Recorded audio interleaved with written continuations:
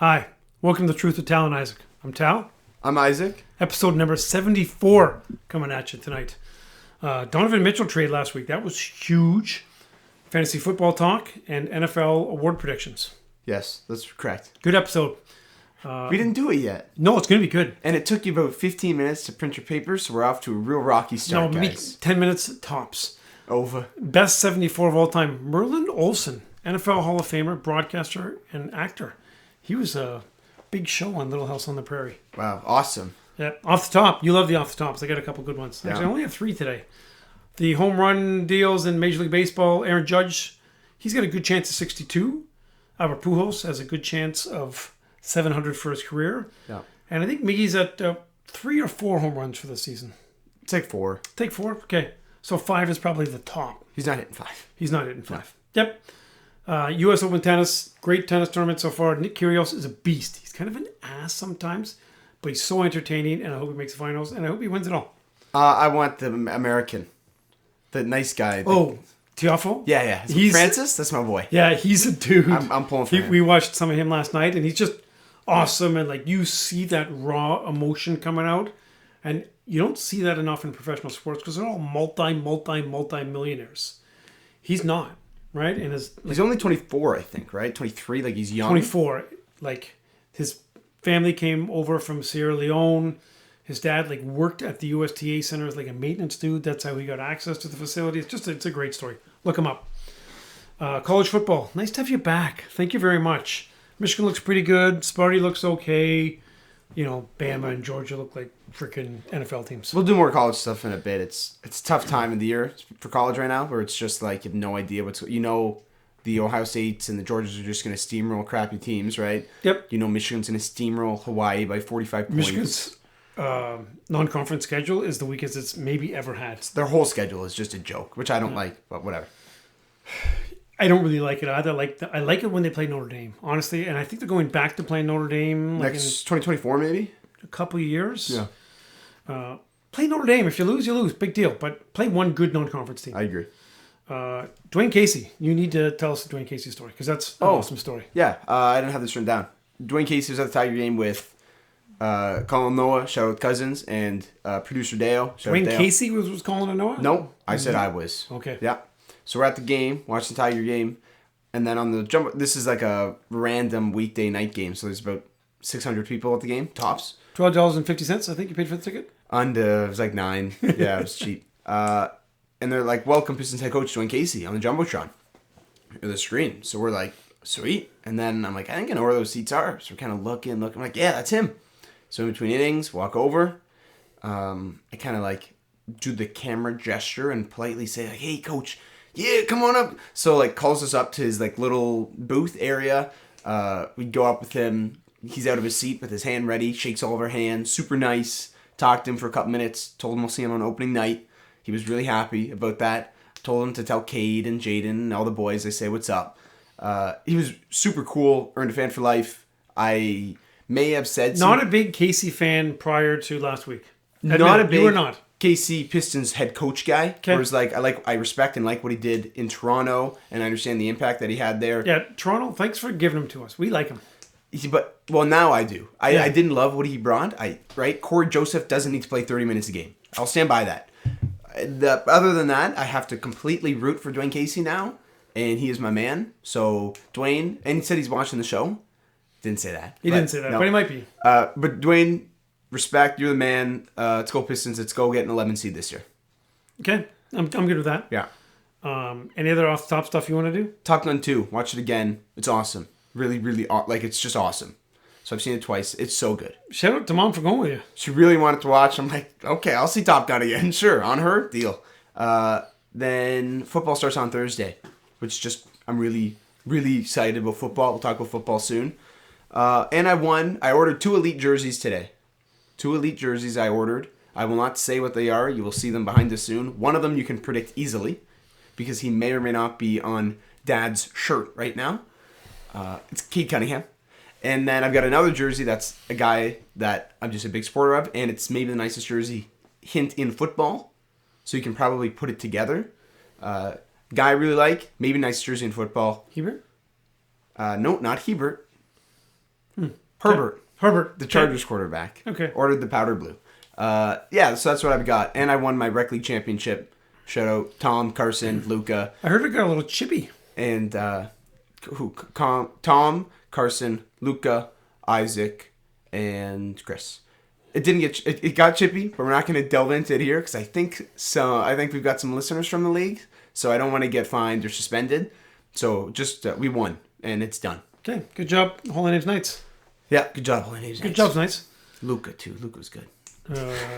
Luca too. Luca got a fight. Utah, Cleveland.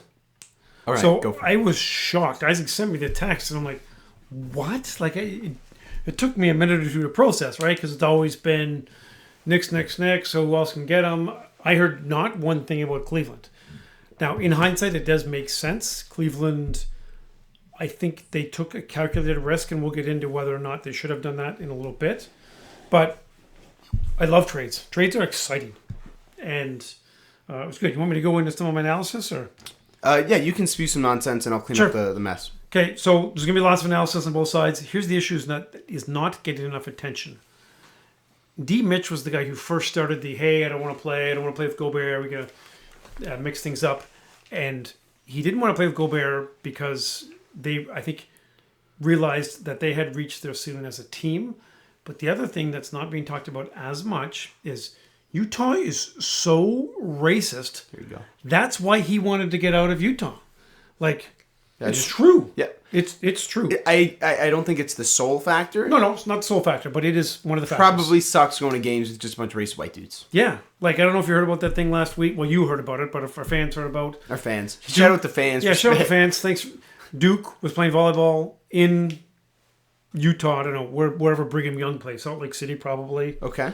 Provo. I don't know any other Utah cities. All right, I know what words you're saying right now. Cities in Utah. Okay. Anyway, girl on the woman, whatever, on the Duke volleyball team, African American, they were like screaming racist slurs at her while she was serving, and they didn't stop her. Like, somebody from BYU needed to go to these fans and remove them from the stands. I actually didn't hear about this at all. Yeah, you didn't? I did not hear a word about this, so I will look into it now. Yeah, so We've been saying this for a while, that we make the jokes about Boston and Utah.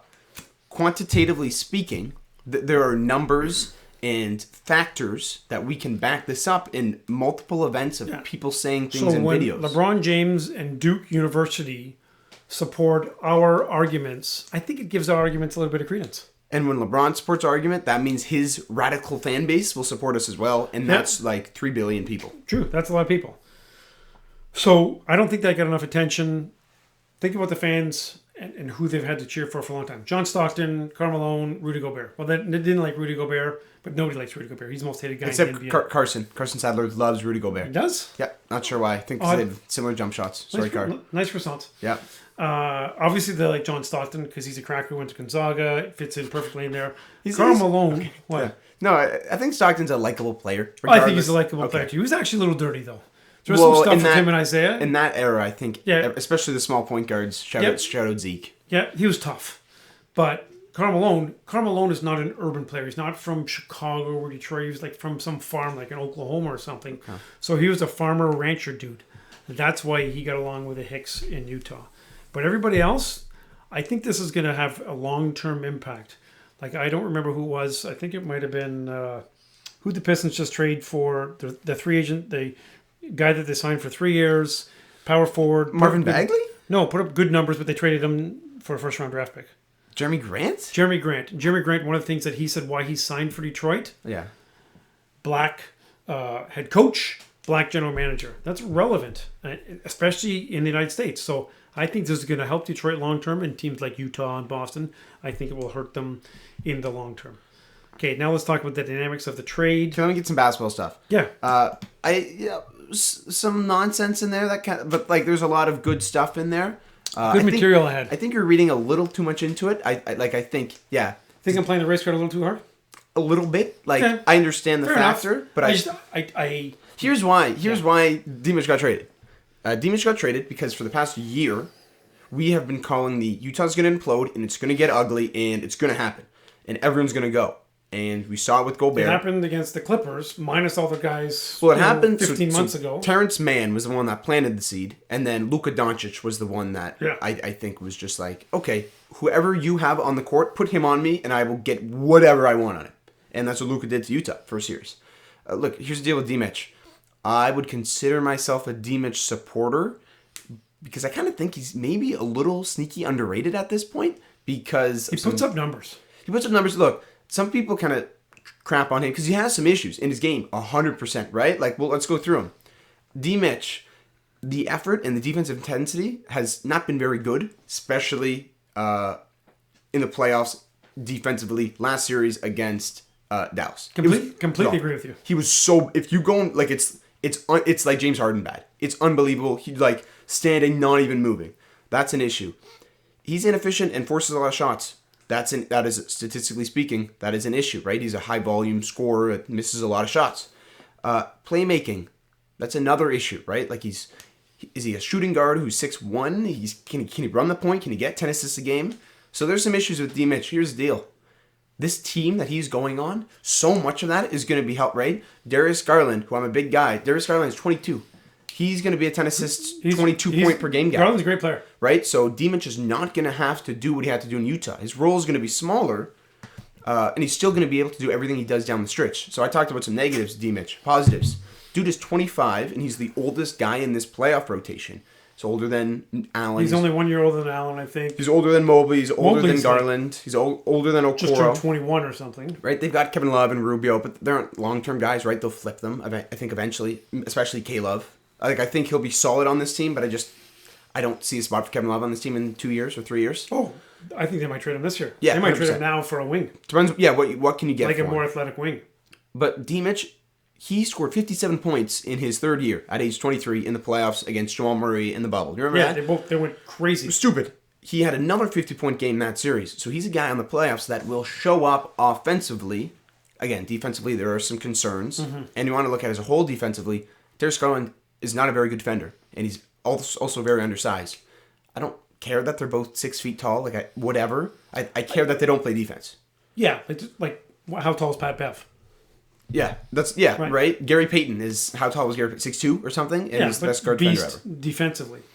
But here's my problem. Here's my question. Cleveland is betting on 2 littles and 2 bigs, which hasn't really been done since like the Pistons with Joe and Isaiah and Mahorn and Lambert. There's got to be a and team. then they just had an athletic wing between them that was 2 littles and 2 bigs. I can't put it off the top of my head, but there has to be somebody. I would think so, but that was a good example for us because we're Detroit fans. Yeah, we like the Pistons. So they've got Isaac Okoro, who's I guess by default their 5th starter, small forward. Yeah.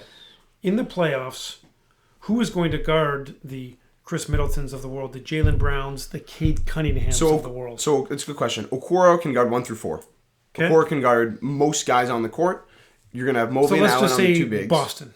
Boston has improved a lot, even though they lost Danilo. You put Okoro on Tatum and Jaylen Brown. You just hope forgets how to dribble again. That's a current issue with this team. The team is not ready to win championship right now. No. But like in 3 years, they can be in the conference finals. That's the question, right? Where are they going to finish this year? I have top 5. We'll go through that. You want to do it now? Sure, we might as well. I think this puts... We'll talk about the Utah aspect a little more in a bit. I think this puts Cleveland in Tier 2 in the Eastern Conference. I have Tier 1 as Milwaukee and Boston. I agree with you. That is Tier 1. Tier 2 is Philly, Miami, and I think Cleveland is now in that tier. Then, right behind, I might put Brooklyn in that tier, but that's just a big question mark. Yep. Then, let's say Brooklyn's tier 2.5 by itself. And then tier 3, I have Toronto, Atlanta, Chicago.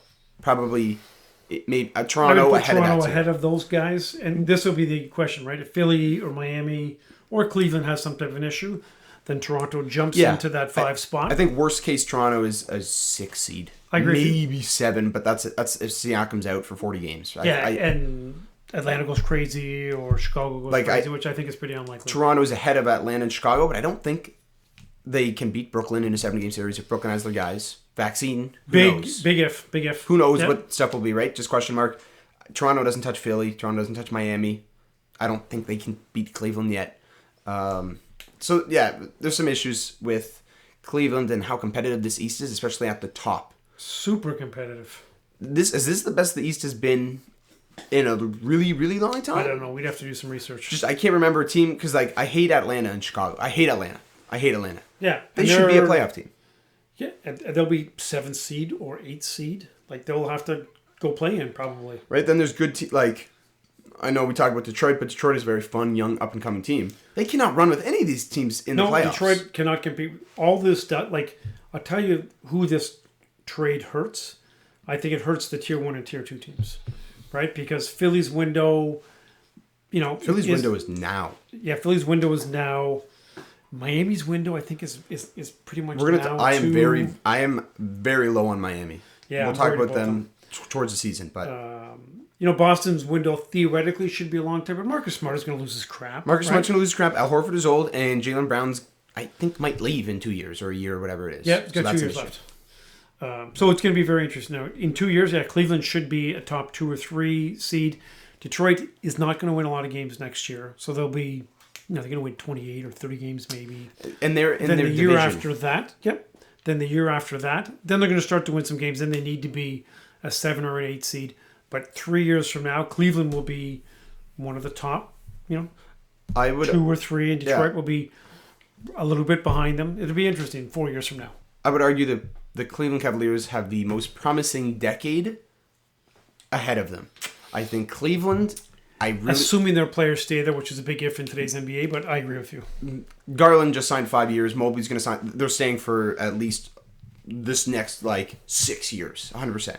Yes, they will. Yes, they will. I'm confident in that. Especially with how likable these guys are, because there's not a lot of punks on this team. If you look through the roster, I think I agree with you. There's not a lot of attitude. D-Mitch maybe a little bit, but I don't think it's hard to say playing in Utah with Gobert and all the races. And no defense. Most promising decade. The point I was trying to say, it's Cleveland, and I have New Orleans right there. I'm very high on New Orleans. I love what I saw in the playoffs, and that was without Zion Williamson, who can be a top 10 player in the NBA when he's healthy. Yep. Maybe. Right? I think he can be that. So I love this for Cleveland. I think this is great. I talked a little bad about D-Mitch, but I am still, like I said, I would be a D-Mitch supporter. I just talked about Cleveland gets an A in this trade. Not an A+, but an A. Okay. Let's talk about Utah a little more briefly. So I kind of give them a B+. It's important to look at that trade on its own and not compare it to Gobert. Because Minnesota went nuts and decided they were just going to trade the entire city and the Mall of America and all their draft picks for Gobert. Obviously, Utah is in full tank mode. They are OKC now. Philly 6 years ago, trust the process. But I hope they bomb out with their picks, and I hope they lose the lottery. Well, if you look at what Cleveland gave up from last year's team, they essentially just gave up Lauri Markkanen because Colin Sexton did not play, and Ochai Agbaji, the rookie, who I really, really, really like, didn't play either. So, look, you're giving up Markkanen and some firsts, Sexton, which is fine, right?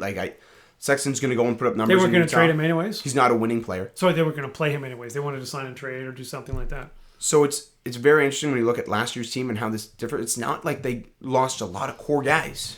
Do we even talk about the Knicks side of this or no?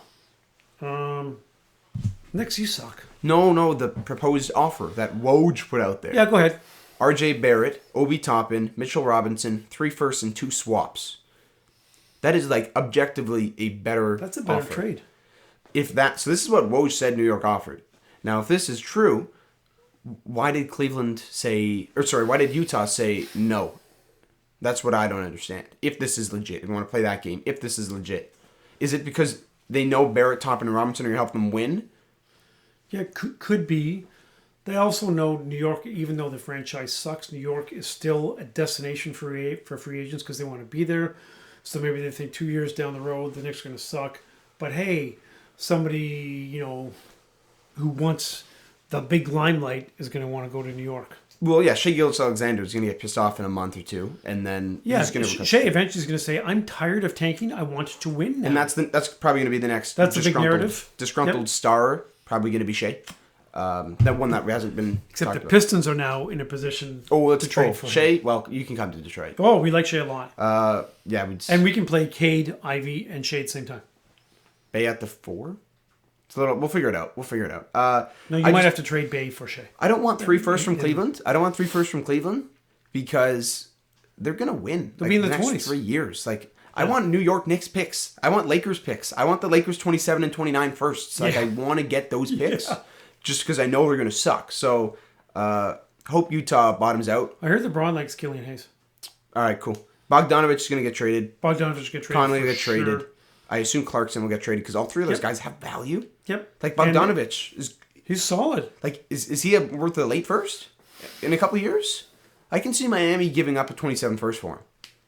Not that I totally can see Good question.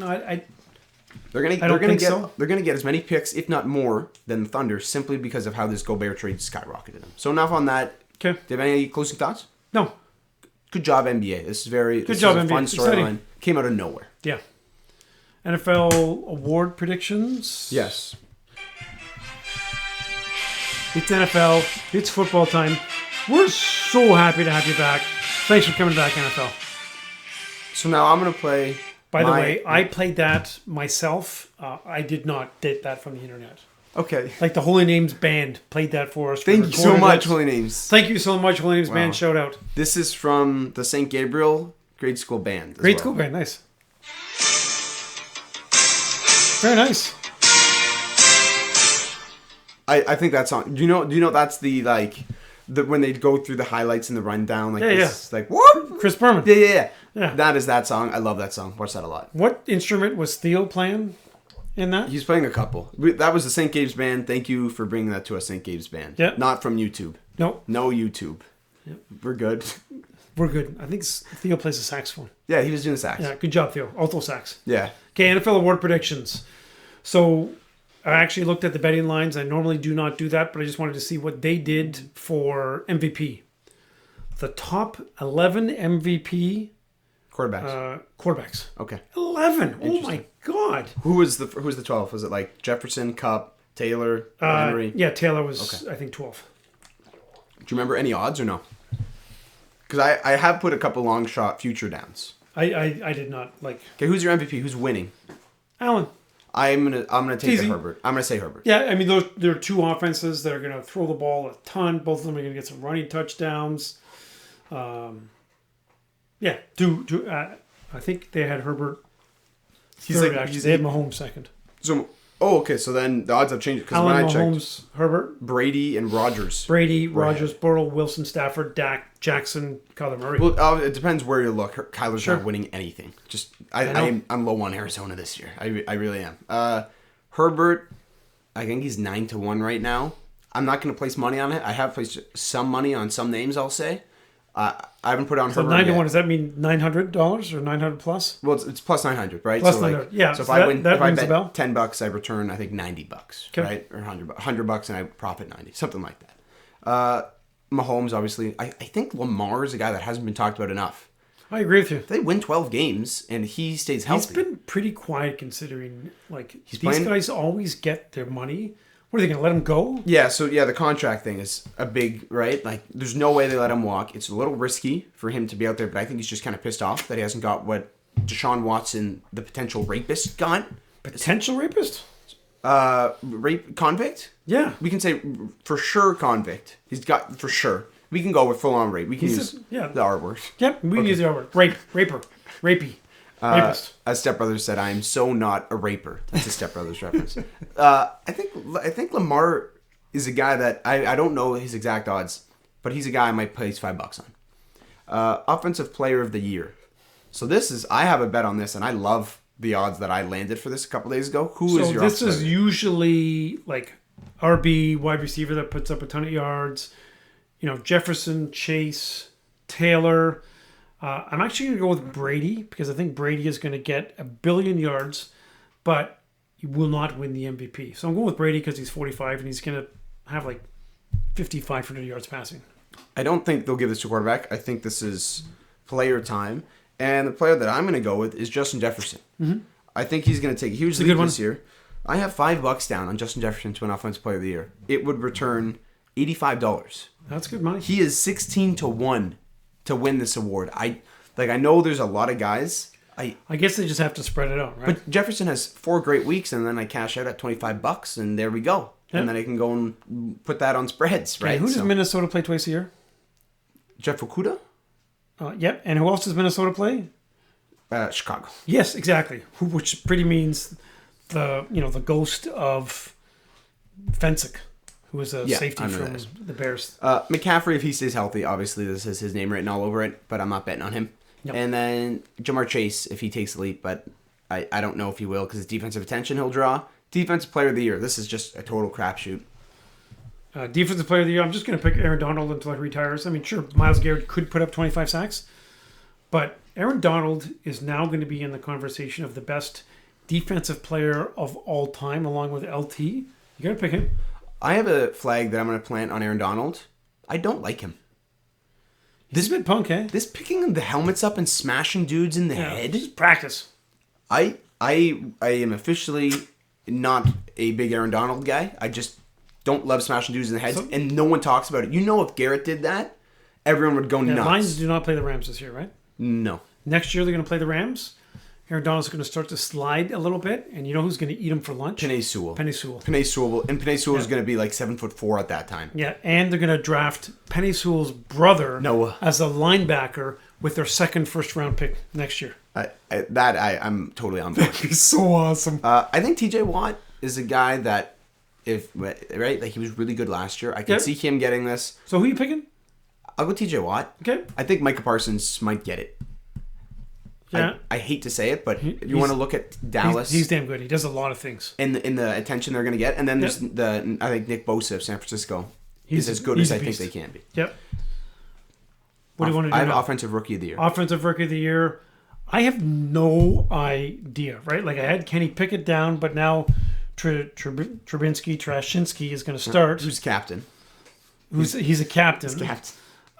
So I don't know. I have nobody. I'm not going. I have 3 names written down. None of them are quarterbacks. I have George Pickens, who's the Steelers receiver who pushes dudes over. But you know who's throwing him the ball? I know. Yeah, the running back from Houston is the only dude who It's Dameon Pierce, who's awesome. But I don't see a Houston Texans running back getting this award, right? Like I feel like George Pickens will, Drake London, Chris Olave. I think it's going to be one of the receivers. I don't. Right? If Breece Hall is the Jets running back, if he hits New York, they'll get some attention. I think a lot of these awards are media based. Pittsburgh 100%. Is a historic franchise, whatever. If Pickens has 8 touchdowns and a lot of catches, I can see him getting this. So they have Pickett throwing to Pickens? Oh, well, when Pickett plays, yeah. Yeah. Have you seen the memes about Pickett's hand size? Right? Like, it's like, so he's got small hands. They made fun of him. So like Donald Trump got a hold of... No, the best one I saw was, it's really good. I'll find it. It's Kenny Pickett congratulating Mitch Trubisky on winning the starting job. And it's a man fist bumping a baby, and it's just this little small baby hand next to like a man's. It's just really funny, like it's stupid stuff like that. Do you know the Arthur meme when Arthur, like the anteater, is mad and he makes a fist? Yes, I saw one, but it was a really shrunken down fist. It was like Kenny Pickett when he finds out he's not starting. But I like Kenny. He listened to he was on a podcast I listened to, and he was good. Cool. So I'm a Pickett supporter. Defensive Rookie of the Year. So it's Hutch or Trevon Walker. It's Hutch. Who puts up the stats? We got to go with Hutch. Hutch is the He's favorite. Good. Hutch is the favorite. He's plus 450. So yeah. And then the next. That's actually not big. And then Trayvon Walker's plus 650. Okay. So I'm not going to touch those odds. But if Hutch gets down a bit, I feel like Hutch, like bias aside, he's the favorite. Vegas. He tries hard. I think he's going to get lots of sacks. And the Lions are a team that are going to get some Instagram posts. They already have from Hard Knocks, and they're going to get some more. Yep. Coach of the Year. This is another one I bet on Coach of the Year. Oh. Did you not write one down? I didn't do Coach of the the Year. I have Sean McDermott, who's the Bills coach. It's an easy bet, right? Like just like Josh Allen. Yeah.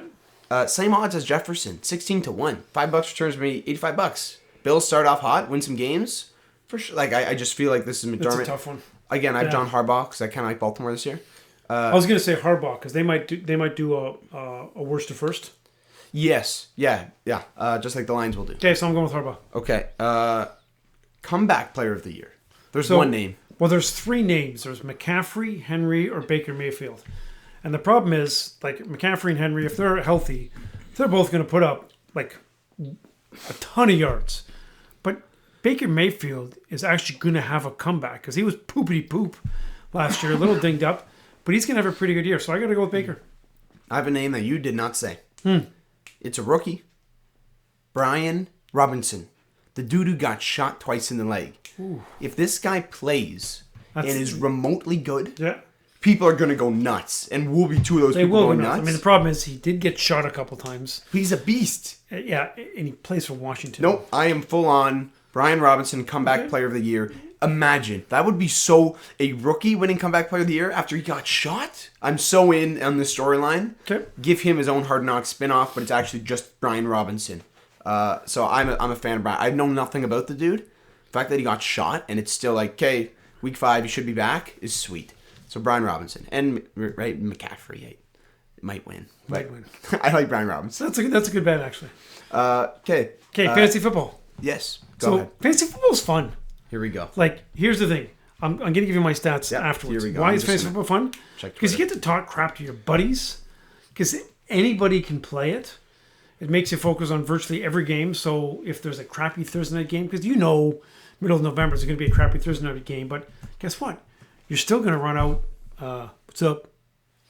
You're still going to be running guys out on that Thursday night. So you pay attention to it. So that is fun. There's usually a bit of money riding on it, which makes it good. And then there's always things you can debate forever, right? Like, where does McCaffrey go this year? McCaffrey arguably should go number 2, but he probably is not going to go number 2 in a lot of leagues because he's made of peanut brittle. Peanut brittle. Like, he doesn't have ligaments, he has peanut brittle. Okay. What are your fast takes on fantasy football? Quick, I'm in 5 fantasy football leagues, kind of Are accidentally. you counting the one tonight? I have 2 tonight, actually. I have an 8 p.m. draft and an 8:30 p.m. draft, so that'll be fun to juggle. So you might have to help. I've got... I'll say how much money I have down, because I'm confident I'm going to win one of my leagues. I'm in 2 $50 leagues. I'm in one $20 league, one $15 league, one free league. So do you know what that means? I win one league, I'm good. Okay. I like my odds. The league with Remy is $50? Yeah. Okay. So I got to win one of them. Oh, you already paid. Yeah. Did he say that? Did he say that? I had money for you to pay today, and he's like, "Oh, Isaac paid me." Oh, all right. Good job, Isaac. Actually, I didn't pay. I need the $50 bad. So we'll talk about fantasy here. Some offenses that I love, like guys that I'm just trying to get. Obviously, there's the Bills and the Chiefs. I'm high on the Colts. I love the Colts offense. Matt Ryan is going super late, either as a backup quarterback or if you're in a 2 QB league.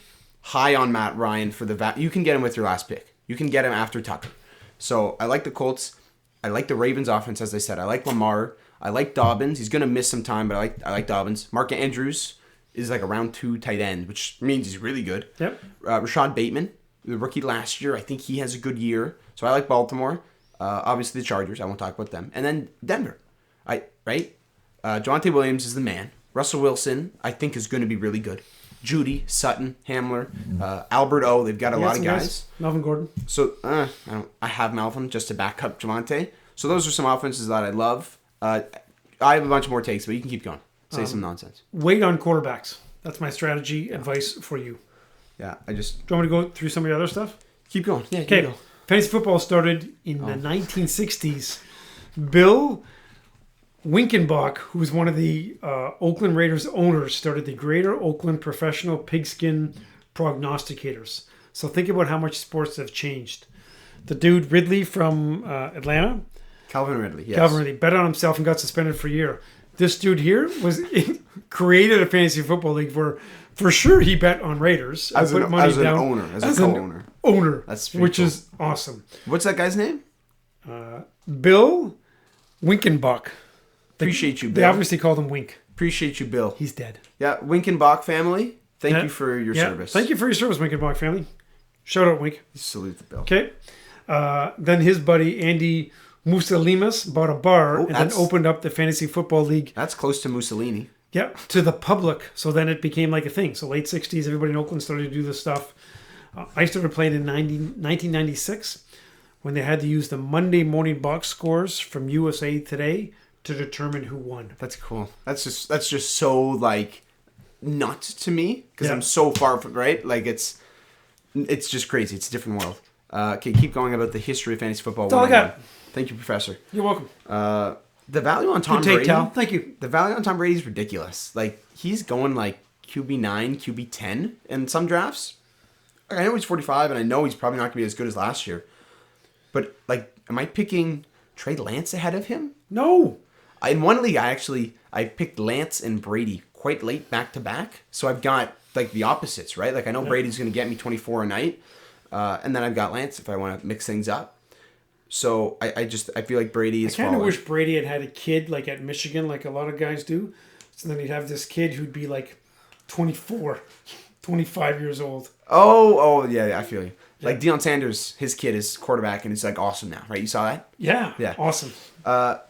Tony Pollard, J.K. Dobbins, Jonte Williams, 3 running backs at their value, very good, right? For obvious reasons. Zeke sucks, and Pollard's going to get more reps, especially in like a PPR league, right? J.K. Dobbins is really good when he's healthy, and then Javonte Williams is really good too. The wide receiver position is just so deep, right? Like you'll be in like the 7th round. Oh, Evan's calling me. Should I throw him on? Yeah, throw him on. Hey, so this is our man Evan, who's really he's my boy. He's been here a lot. Evan came in. Hey, welcome to the Truth with Tal Isaac. Evan, you're on live. Oh, he hung up. Oh man, Evan, we want you, man. Okay, I'll see if he wants to talk. Okay, I have just an interesting take. We have not finalized our road trip yet. I wonder if there's any way that we can work in. Can I just say? Yeah. So he texted me, I can't talk, I'm at work, I just need your expertise. So he just called to get my attention because he knows I don't answer my texts that great. Is it hard for a team to come back from a 3-0 deficit in the 4th inning, question mark, in baseball, question mark? How do I answer this? What team? What? Okay, it's probably if it's Detroit, you're done. You've lost. Okay, let me just do my take on our road trip. We should consider trying to work in visiting a historically black college or university and watch one of their games. I'm down. Yeah, That's I want to see Deion's team. Jackson State. Where's that floor? I have no idea where that is. I don't know. It's in the South somewhere. The Mets versus the Pirates. I don't know, dude. I'm gonna answer later. All right. Sure. We'll see. That's a good question. That's all it takes. I got. Okay. All right. Yeah. Hero RB. Last thing. Hero RB is a nice strategy. That's basically you get one running back in the first 2 rounds, and then you don't touch it for a while because it's kind of ugly. That's what I'm. I like that strategy. Obviously, I'm doing no QB. QB's late. I'm a big wait for QB, and like there was my draft last night. Josh Allen. I had the second last pick in the 3rd round, 12-team league, and Allen was there, and I didn't touch him, and I was gonna get him top of 4 when my next pick, and I was second pick of the 4th round. He went first pick of the 4th round. That's I think fine. If you're picking Allen, Josh Allen. Sorry, who asked about your picks? Yeah, I thought that was coming. Yeah, solid. No cap. Okay. Full cap. No, it's not how you use either of those expressions, so that's good. Any other lingo? Do you have anything else to the people? No, thanks for supporting us, people. Yeah, thanks for supporting us. Sorry about Tal, and he doesn't know how the English dialect of... Did you just fart? Yeah. Okay, for any podcast, just say it. bye. Peace out, everybody. Oh, my God.